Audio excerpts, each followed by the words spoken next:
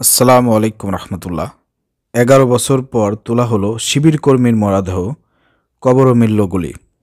প্রিয় দর্শক, কেন 11 বছর পরে শিবির কর্মীর মরদেহ তোলা হলো, কেন তোলা হলো, এর পিছনের রহস্যটা কী, আর এই ঘটনা কোথায় ঘটেছে, আর মরদেহ আপনার উঠানোর পরে কবরে কিভাবে গুলি পাওয়া গেল তার শরীরে, এই বিষয়গুলো একটু আপনাদের সামনে বিস্তারিত বলার চেষ্টা করব।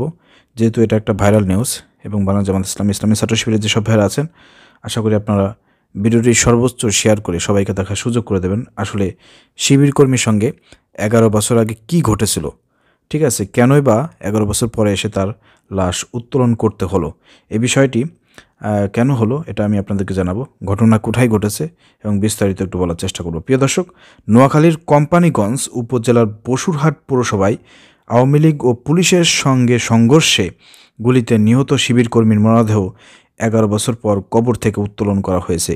এই সময় কবরের মাটির মধ্যে একটি গুলিও পাওয়া গেছে। মঙ্গলবার 10 ডিসেম্বর দুপুরে বসুরহাট পৌরসভা 6 নং ওয়ার্ডের নয়ন হাজি বাড়ির পারিবারিক কবরস্থান থেকে 2013 সালে গুলিতে নিহত শিবিরকর্মী মতিউর রহমান সজীবের মরদেহ উত্তোলন করা হয়। মরদেহ উত্তোলনের সময় বিপুল সংখ্যক উৎসুক জনতা ঘটনাস্থলে ভিড় জমায়। মরদেহ উত্তোলনের সময় উপজেলা সহকারী কমিশনার ভূমি ও নির্বাহী ম্যাজিস্ট্রেট মোহাম্মদ হাবেল উদ্দিন, কোম্পানিগঞ্জ থানা পুলিশের ভারপ্রাপ্ত কর্মকর্তা ওসি গাজী মোহাম্মদ ফৌজুল আজিম, হত্যা মামলা তদন্ত কর্মকর্তা আইও এসআই মনিনুল হোসেন এবং কোম্পানিগঞ্জ উপজেলা জামাত ইসলামের আমির অধ্যক্ষ বেলায়েত হোসেন, পৌরসভা আমির মাওলানা মোশাররফ হোসেন, সেক্রেটারি মাওলানা হেলাল উদ্দিন ও নিহত স্বজনরা উপস্থিত ছিলেন। জানা যায় 2013 সালের 14 ডিসেম্বর নোয়াখালী কোম্পানিগঞ্জ উপজেলার বসুরহাট পৌরসভায় জামাত শিবিরের 4 নেতাকর্মীকে গুলি করে হত্যার ঘটনায় নিহত জামাতকর্মী সাইফুল ইসলামের বড় ভাই মোহাম্মদ আমিরুল ইসলাম বাদী হয়ে আদালতের মামলার জন্য আবেদন করেন। আদালত আবেদনটি আমলে নিয়ে কোম্পানিগঞ্জ থানাকে প্রয়োজনীয় ব্যবস্থা গ্রহণের নির্দেশ দেন। পরে গত 26 সেপ্টেম্বর কোম্পানিগঞ্জ থানায় উবাইদুল কাদেরের ছোট ভাই, বসুরহাট পৌরসভার সাবেক মেয়র ও উপজেলা আওয়ামী লীগ সভাপতি আব্দুল কাদের মির্জা, সাবেক উপজেলা চেয়ারম্যান মিজানুর রহমান বাদল, সাবেক ইউএনএ নুরুজ্জামান, তৎকালীন থানার পরিদর্শক তদন্ত মোহাম্মদ শফিকুল ইসলাম ও 19 পুলিশ সদস্যকে 112 জনের নাম উল্লেখ করে একটি হত্যা মামলা রেকর্ড করা হয়। এরই প্রেক্ষিতে ময়নাতদন্তের জন্য আদালত ওই 4 জনের মরদেহ উত্তোলনের নির্দেশ দেন। আদালতের নির্দেশ পাওয়ার পর মঙ্গলবার দুপুর নিহত শিবিরকর্মী সজীবের মরদেহ উত্তোলন করা হয়। গুলিতে নিহত অপর 3 শিবিরকর্মী সাইফুল ইসলাম, আব্দুল আজিজ রায়হান ও সাইফুল ইসলাম বাবলুর মরদেহ পর্যায়ক্রমে কবর থেকে উত্তোলন করা হবে বলে সংশ্লিষ্ট সূত্রে জানা গেছে। মামলার বাদী মোহাম্মদ আমিরুল ইসলাম বলেন, আমি এবং আমার ভাই সাইফুল ইসলাম জামাতের সক্রিয় কর্মী। আমরা ঘটনার সময় দলের কেন্দ্রীয় কর্মসূচির অংশ হিসেবে আয়োজিত বিক্ষোভ মিছিলে অংশগ্রহণ করি। এতে কাদের মির্জার নেতৃত্বে তার সহযোগী ও প্রশাসনের গুলিতে আমার ভাইসহ 4 জন ঘটনাস্থলে মারা যান। ঘটনার পর আমরা এই হত্যার বিচার চাইলেও আসামিদের প্রভাবশালী হওয়ার কোনো বিচার পায়নি। এমনকি গত 11 বছর ভুক্তভোগী নিহতদের পরিবারের লোকজন বাড়ি ঘরে থাকতে পারেনি। বর্তমানে স্বৈরাচার সরকারের পতনের পর স্বাধীন বাংলাদেশে নৃশংস হত্যাকাণ্ডের দৃষ্টান্তমূলক বিচার চাই।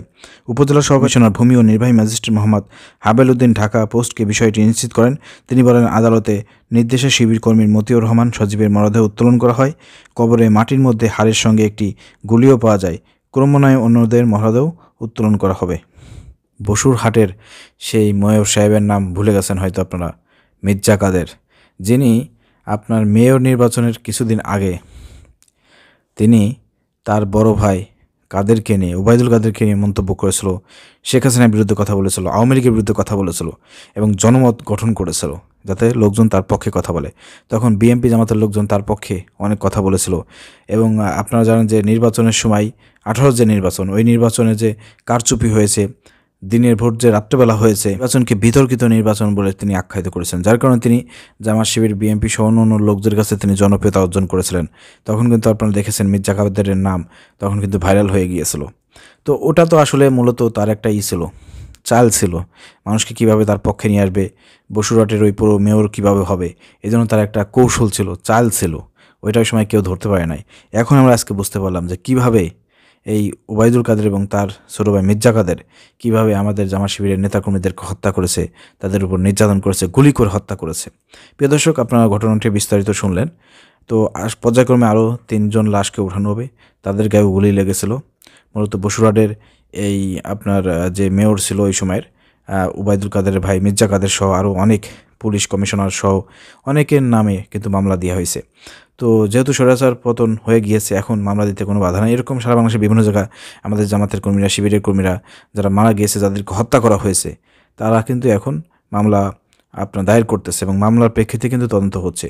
তো এইখানেও কিন্তু এইভাবে মামলা দেওয়া হয়েছে এবং সেই তদন্তে আদালতের নির্দেশে কিন্তু এখানে তাদের লাশ উত্তোলন করা হয়েছে এবং এখানে প্রথম যে লাশটি উঠানো হয়েছে সেখানে কিন্তু প্রমাণ পাওয়া গেছে, যেখানে গুলি পাওয়া গেছে এবং এখন তাদের ডিএনএ টেস্ট করে, গুলি টেস্ট করে সব কিছু এখন আসামি যারা আছে এগুলো কিন্তু বেরিয়ে আসবে। তো আশা করি আমরা পরবর্তী যে 3টি লাশ উঠানো হবে সেসব বিষয়ে আপডেট ইনশাল্লাহ আমাদের কাছে আসবে, আমরা আপনাদেরকে জানিয়ে দেবো। আমরা আশা করি যে তদন্ত শেষ করে যারা প্রকৃত আসামি, আমাদের ভাইদেরকে যারা হত্যা করেছে, ইসলামী আন্দোলনের কর্মীদেরকে যারা হত্যা করেছে, এই হত্যার সঙ্গে যারা জড়িত ছিল তাদেরকে গ্রেপ্তার করে দৃষ্টান্তমূলক শাস্তি ব্যবস্থা করবে, এটা আমরা আশা করি। এবং এর জন্য সবাইকে জোরালো দাবি জানাতে হবে এবং ভিডিও শেয়ার করতে হবে। ধন্যবাদ। আসসালামু আলাইকুম রহমতুল্লাহ।